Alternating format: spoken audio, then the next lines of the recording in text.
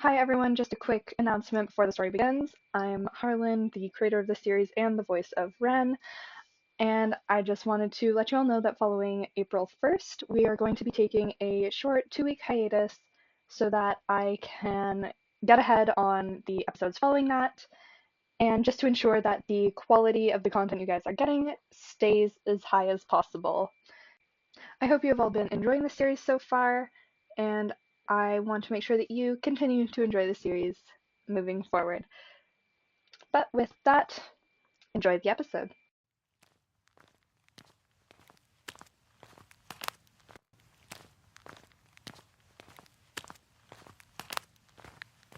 Just what I needed. Another headache. My brother has just informed me that a large cairn has been found by the river.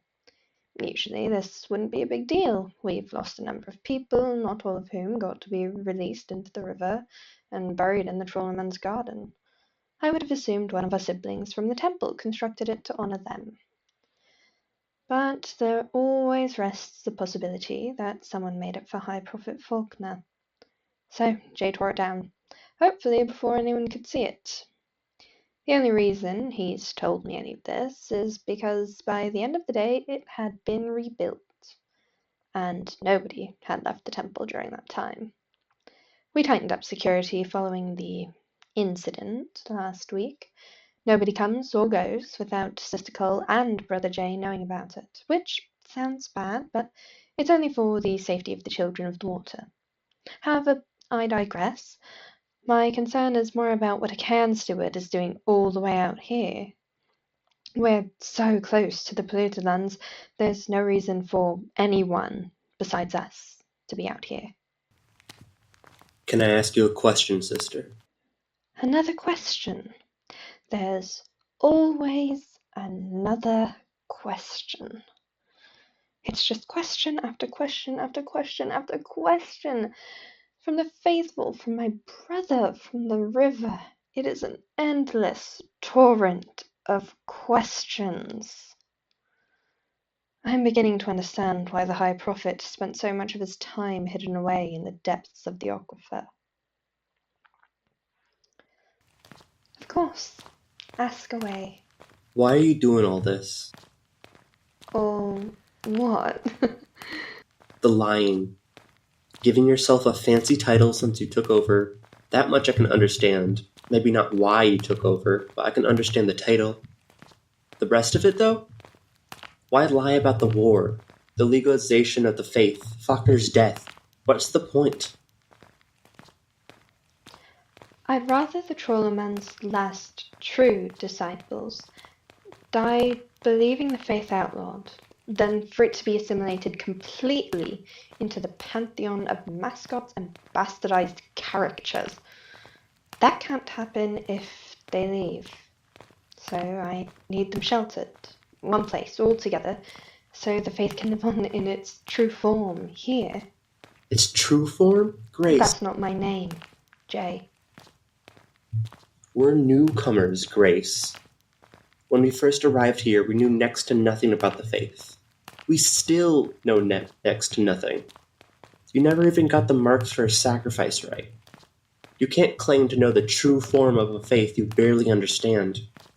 So what is this really about? What this is really about? That, and most of the people currently hiding in that temple, are converts. We may not know everything, but we were born to the river, Jay. They were raised in full space. Half of them probably come from houses with no faith at all. They have no idea what it was like to know you belong to something so much greater than yourself, and to not just be forced to hide it, but have the knowledge of it kept from you by the only people capable of passing it on. They don't know what it was like to lose people. Not like we do. Is that really how you remember things? Because we didn't lose anyone. Mom and Dad did. They lost friends. They watched fellow members of the church dragged off who knows where by the Lothwell 40s. But that was before they had either of us. You wouldn't even know those people existed if Mom and Dad didn't have to scare you into keeping your mouth shut.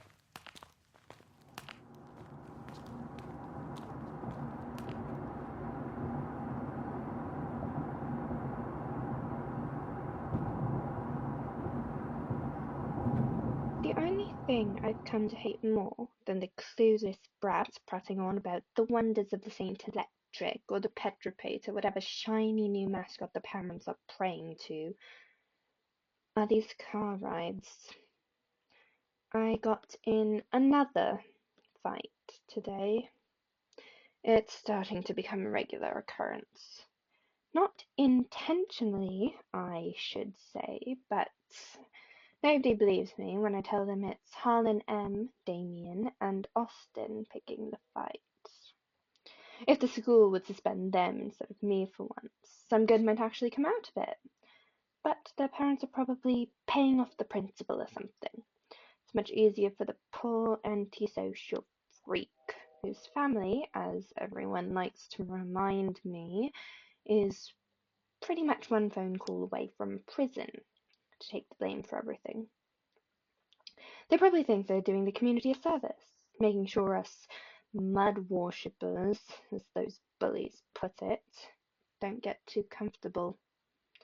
They think it'll only be a matter of time before we get sloppy. They think it can't be long before stupid, loudmouth Grace gets them all in trouble. They're wrong, and I'll be the one laughing when the river swallows them and their pathetic excuses for God's whole. But that unfortunately doesn't change the fact I now have to endure yet another lecture.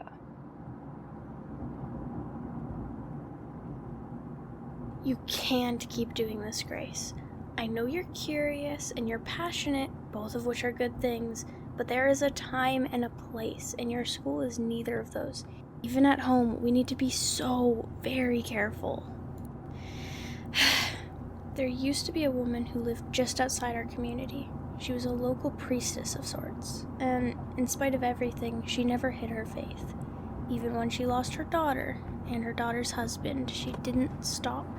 Even with her grandchildren as young as they were, under her care, she didn't stop. For a while, it gave us hope. At one point, your father and I were hopeful and foolish enough that we followed her example, to an extent. But there's a reason you've never seen a sacrifice tied to one of those markers in the reeds. There's a reason we haven't taught you the hymns.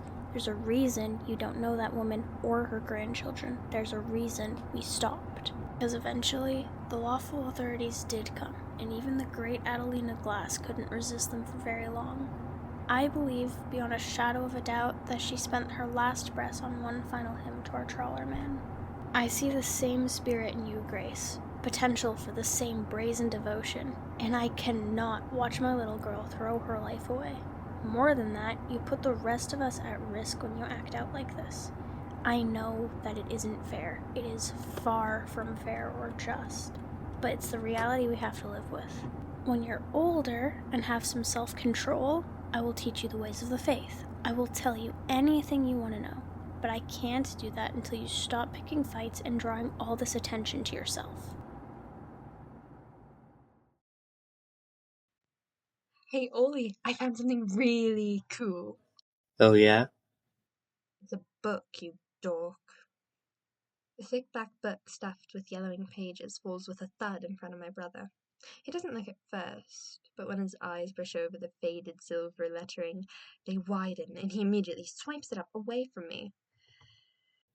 Our parents' copy of the Silt verses falls to my lap. She was the last person who was supposed to have this book. Our parents barely wanted her knowing it existed. But grinning like she had just won some game, she comes and takes a seat on the edge of my bed. Found it under a loose floorboard in Mum and Dad's room. I've already read enough of it. Wouldn't have let you take it if I hadn't. Why would you even take this in the first place? Why were you looking for it? Why couldn't you just leave well enough alone? You know how much trouble you're gonna be in. I have to tell them about this, Grace. Oh my God, would you relax? I'm not a child, Ollie, and even if I was, they read parts of that book to you when you were a kid, did they not?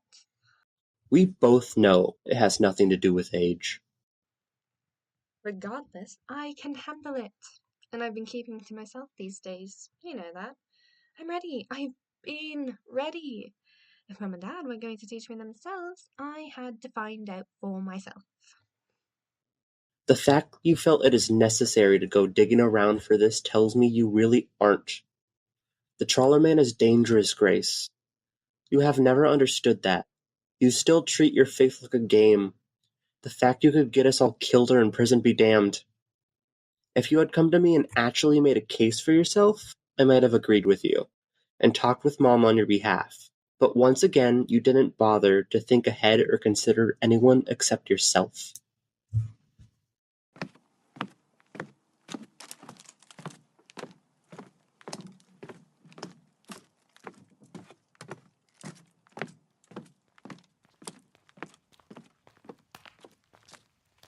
I'm not just some reckless little kid, Jay.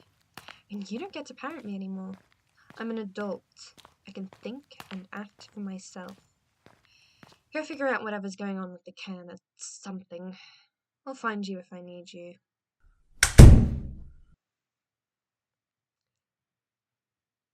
Good morning, children of the water. This is, as usual, Catabasi and Wren with your weekly update.